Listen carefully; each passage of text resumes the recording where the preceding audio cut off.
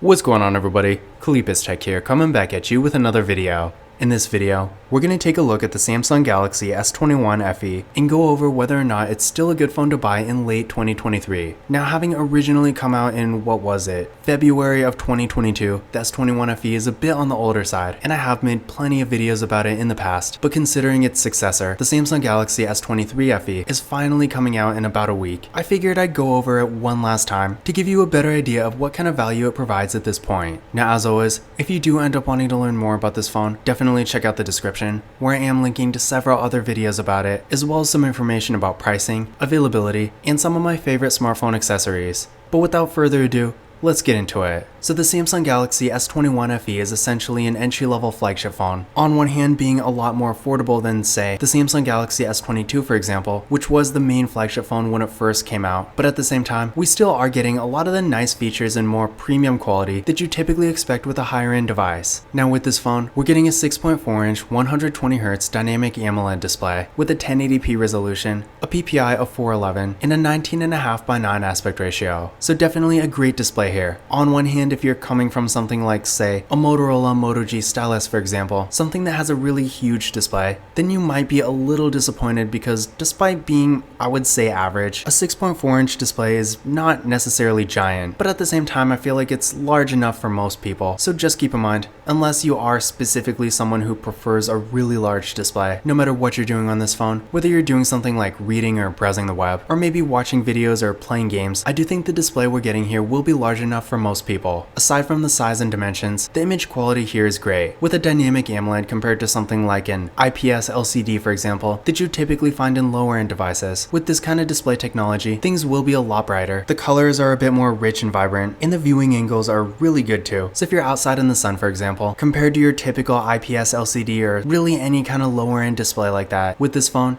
things will be a lot easier to see. And of course, with a 1080p resolution, we're getting a nice, sharp, crisp image. Things do look really nice. And with a 120Hz refresh rate, the movement on the screen is a bit faster and smoother, making the phone feel a bit more premium to use. So in general, if you are looking for a phone that has a really nice premium display, the Samsung Galaxy S21 FE will be a great choice. Now for storage, with this phone, we are getting 128GB of internal storage, but keep in mind, unfortunately, this device does not have microSD card expansion, so if you are someone who typically uses a microSD card, you might want to avoid this phone because, like pretty much every higher end device, again, this phone does not support it. But I feel like despite this, with 128GB, for most people, if you're not really doing a ton of stuff on your phone, you should be okay, and honestly, even for power users, 128GB is still a pretty good amount of space. And also keep in mind, there is another variant of this phone that has 256GB, so if you really want more storage and you really want this phone, then keep in mind you can still get it. But again, in case you were expecting it, the Samsung Galaxy S21 FE does not have microSD card expansion, so if you do currently use it, definitely keep this in mind. Now for security features, with the Samsung Galaxy S21 FE, unlike its Google and Apple counterparts, this phone does have both a fingerprint scanner and face unlock, giving you a bit more flexibility. The fingerprint scanner is right here on the display, so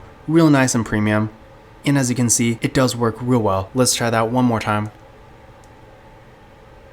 So there we go. So yeah, definitely a great fingerprint scanner here. And again, it does have face unlock too, so if you want to use that instead, you always can. Now taking a look at the camera setup here, I did do a full camera review on this phone, so I'm not going to spend too much time on it, but essentially, with the Samsung Galaxy S21 FE, up front, we got a 32 megapixel selfie camera, then on the back, we got a triple camera setup with a 12 megapixel main camera, an 8 megapixel telephoto lens, and a 12 megapixel ultra wide camera. So definitely a great camera setup here, and keep in mind, in case you're coming from like a mid-range phone that has probably maybe a 60 megapixel camera or something like that, just know that despite not having that many megapixels, the sensor and overall hardware in this camera is really good, so compared to pretty much any mid-range phone, the photo quality with the S21 FE will be significantly better. In addition to this, despite not having a macro camera, the telephoto lens is really useful for all kinds of situations, and in my experience, it can sort of get those kind of macro type images anyway. You just have to zoom in a bit, which it's not quite the same, but I feel like having such good optical zoom definitely does make a difference in general. And then keep in mind for video with this phone, we do get a max recording quality of 4K at 60 frames per second in both the rear and front cameras, so definitely great to see there. So in general, when it comes to the camera setup, I really have no complaints here. I mean, sure, there are phones like maybe an upper level iPhone or the Samsung Galaxy S23 or S24 Ultra. Those phones are obviously going to be much better camera wise than this, and honestly in pretty much every other way too, but at the same time, keep in mind, as of recording this video, you can get the Samsung Galaxy S21 FE for really affordable. Honestly, I don't know the price off the top of my head, but in the US at least, it's like less than $400. So although this phone isn't maybe quite as good as like a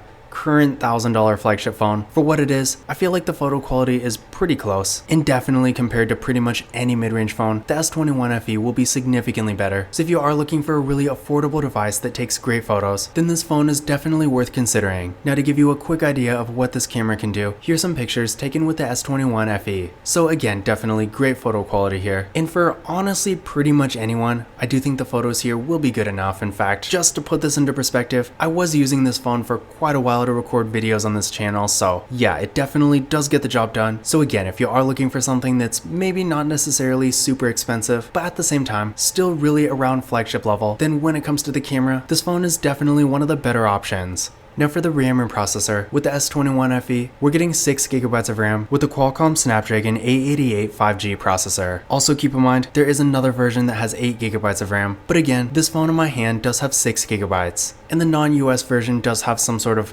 Exynos processor. I don't think it's exactly the international version, but just keep in mind, not every version of this phone will have the same processor. Some do have an Exynos processor, but when I'm talking about the performance on this phone again does have the Snapdragon processor. That being said, in my experience, the performance on this phone is really good for pretty much anything. Considering this is technically a flagship phone, the performance is really at that level. So just know that no matter what you're doing, whether you're browsing the web, watching videos, using social media, more simple things like that, or if you're doing something like high performance mobile gaming, regardless, no matter what, performance is really not going to be an issue with this phone. I've never once had a time where I wished it was faster for any reason. Sure, obviously the newer flagship phones that are really at the upper end of the high end are clearly going to be a bit faster, but honestly for what most people are going to need, most people won't need a faster phone than this. So if you are looking for something that has really good performance, keep in mind again, even unlocked, this phone is really affordable now, so it definitely is a really good option. Now I ran a benchmark test on this phone using Geekbench 6, and here are the results I got. So what I recommend doing is running this test on your current phone and then comparing your results to these, and that's going to give you a better idea of whether or not this phone will be a performance upgrade for you. Because if you're coming from something like say a Samsung Galaxy S10 Plus for example, then chances are this phone might be around the same, so maybe not necessarily an upgrade, but I imagine for most people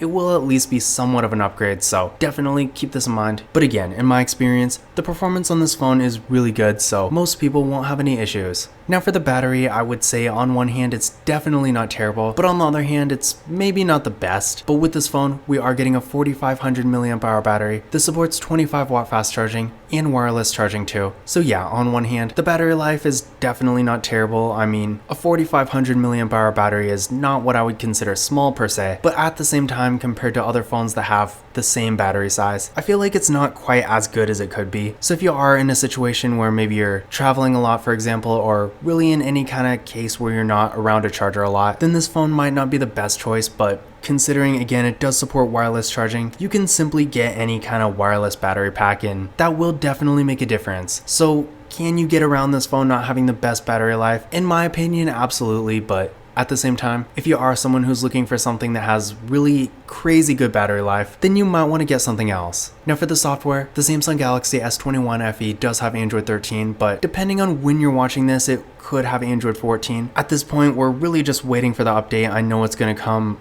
honestly any month now. So yeah, by the time you're watching this, it very well could have Android 14. So that brings me to my next point. Samsung does have really good software support. So despite this phone being almost 2 years old by now, it does have several other major updates coming in the future. So with this phone, you can expect to get 14, 15, and 16. So if you do want to keep your phone for a couple years and get a few more major updates, then it definitely will be a great choice for you. But also keep in mind, I mean, Samsungs typically get 4 years of software support, so the newer phones are obviously going to have more updates in the future. So if you really want to keep your phone for a super long time, then you might want to get the S23 FE instead, because obviously that phone is going to have a couple more updates than this one. But in general, I feel like considering this phone is a bit older and still is getting major updates. That is definitely great to see. When it comes to other features, like I said before, this phone again does support wireless charging, which maybe isn't really the most amazing game-changing feature ever depending on how you're using your phone, but I do think it is nice and kind of convenient to have, so definitely great to see there. And in addition to this, it also does have NFC, so if you like to use tap and pay, keep in mind with this phone you can use it no problem.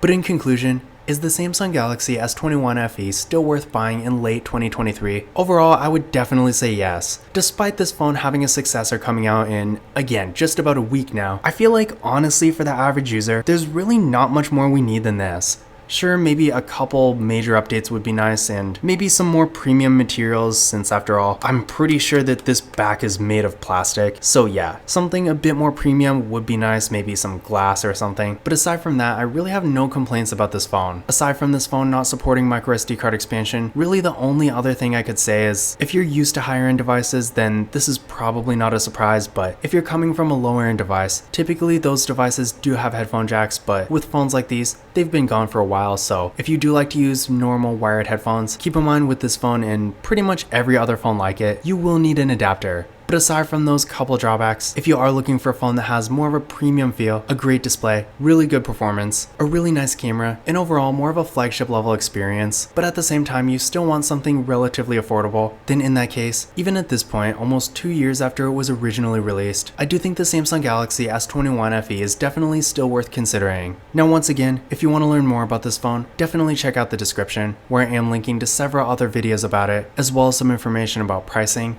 availability, and some of my favorite smartphone accessories. But that's it for this video.